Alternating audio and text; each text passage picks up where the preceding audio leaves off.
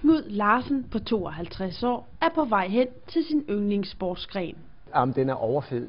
Altså, det kan ikke beskrives. Man skal prøve. Og jeg kan kun opfordre folk til at komme ned og prøve en aften hos os. Tobias Gratvold på 14 år er også på vej hen til samme sportshold. Jeg synes, det er rigtig sjovt. Den fede ting at kunne stikke folk med sådan jernvåben, uden at der sådan set sker noget med dem. Selvom der er 38 år imellem Knud og Tobias, ja, så går de på samme hold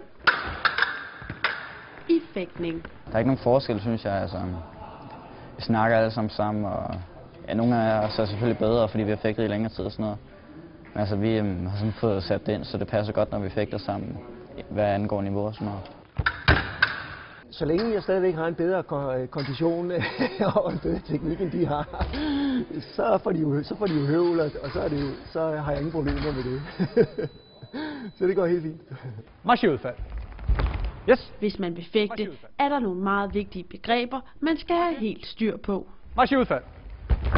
Flash, marché rumpe, Riposte, en garde, kontrasixt, der er halt, marché. touché. Så det bliver et lille skridt tilbage. Lille skridt tilbage. For folk, der ikke dyrker sporten, kan det måske se legende let ud at fægte. Men sådan hænger det ikke sammen. Det er enormt konditionstrænende, og man træner sin kondition, sin koordination og sin balance rigtig, rigtig meget. En garde, prêt, allez.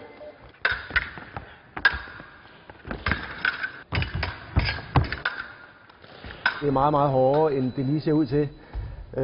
Efter sådan en turnering, som vi fægter i aften, der kan man altså godt mærke det i benene, og åndedrættet er helt oppe at køre. Prêt, allez. Når først man har styr på begreberne en garde og touché, ja, så kan det være svært at slippe igen. Altså, for mit vedkommende er det sådan blevet en del af min identitet, vil jeg sige. Selvom jeg har haft en pause her på en 5-6 år, så har det ligesom sat sig dybt i mig. Så kårfægtningen er en del af mig, en del af min identitet, som jeg ikke kunne tænke mig at være foruden.